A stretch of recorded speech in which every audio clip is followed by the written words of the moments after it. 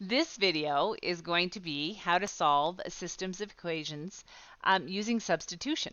So we're going to use the math this time. You're looking for this ISN foldable, how to solve systems of linear equations through substitution. Substitution is not a new idea in math. We've been using it a lot. We used it when we evaluated the expression, because what we did is we substituted in a number for y and a number for z. If it says z squared minus y, and they told you y was 3 and z was 4, you substituted. You would use your brackets and write in that new value for z minus the new value for y, and then you would just follow order of operations. 4 squared is 16 minus 3 equals 13. We just plugged in these points when we were given the numbers. When we use function notation, we use substitution. So if it said find f of x when x was equal to 8, we're really substituting in 8 for x. So we would use the brackets and plug in what value they asked us to find for x to find f of x. Remember, f of x is just notation for y. Whoops, I wrote 8, but I meant 4. So when I multiplied this, we're going to think about 8 over 1.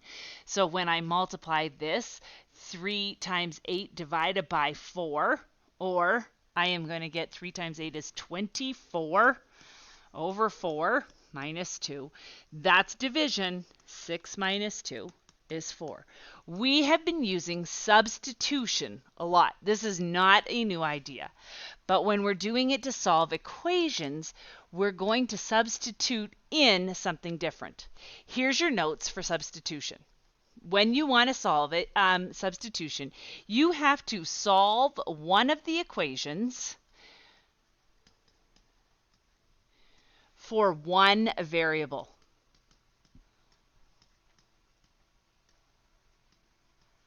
When we're talking about lines, we have the two variables. It's either x or y. So when I say solve one of the equations for one variable, you need to solve y equals something or x equals something.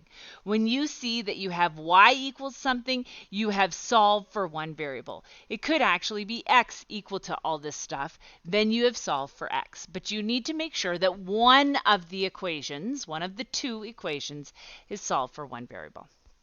Then we're going to substitute. Just like we did with numbers, we're going to substitute the expression from step 1, the one we picked, into the other equation.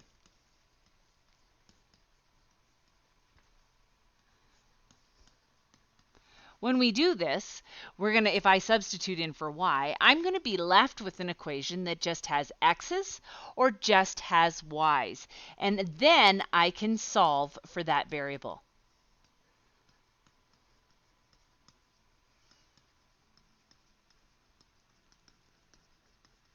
Okay? Once you've solved for x or y and you have that, you substitute again the number you found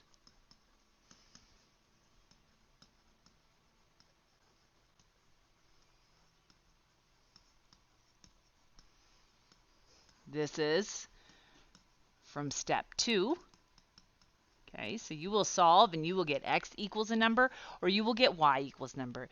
You use that number and you substitute it into one of the equations. One of the original equations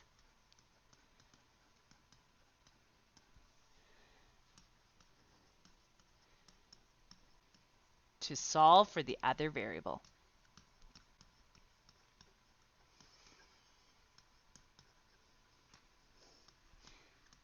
This makes a little more sense when you see it. Let's follow these steps. Step 1, solve for one of the equations. So in example 1, y is solved for. I have that y actually equals 2x plus 5. So because I have solved for one of those variables and it looks like y equals or x equals, this is what I'm going to substitute in for y.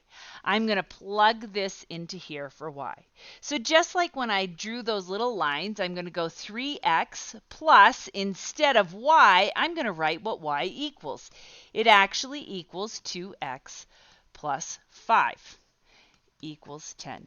So look what I did here. I had 3x plus a y equal to 10. Instead of y, I'm writing what y equals in terms of x, 2x plus 5.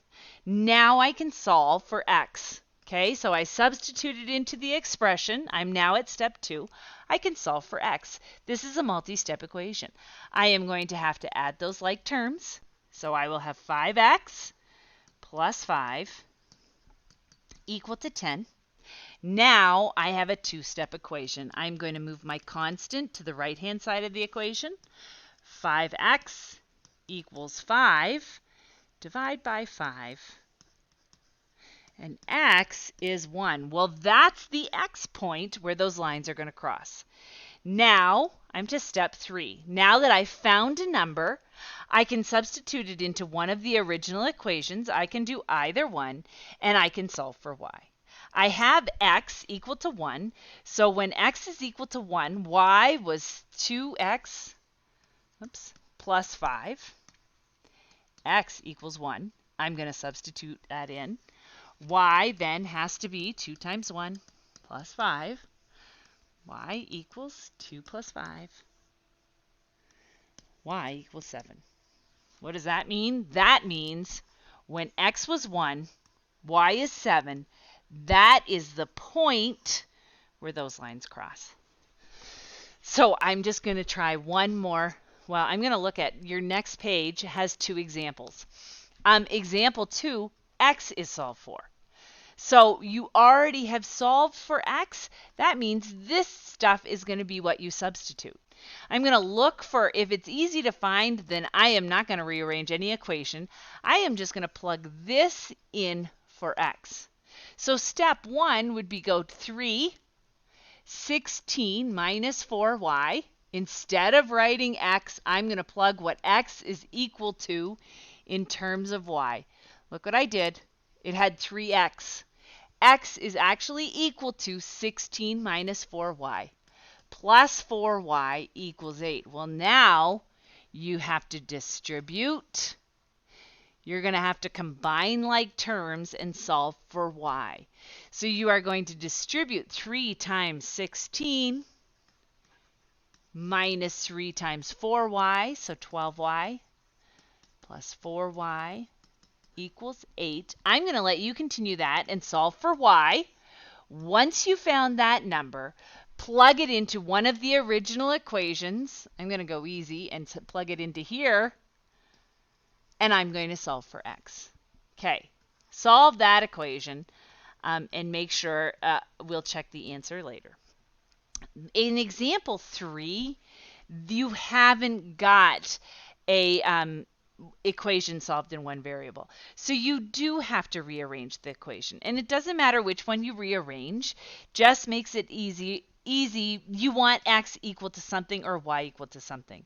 So you could solve this equation by moving the 4y to the right-hand side. So you could say x is actually equal to 9 minus 4y. That's a y. And then you can plug that in for your x variable. So you have to, in example 3, actually solve for a variable. So it looks like x equals or y equals.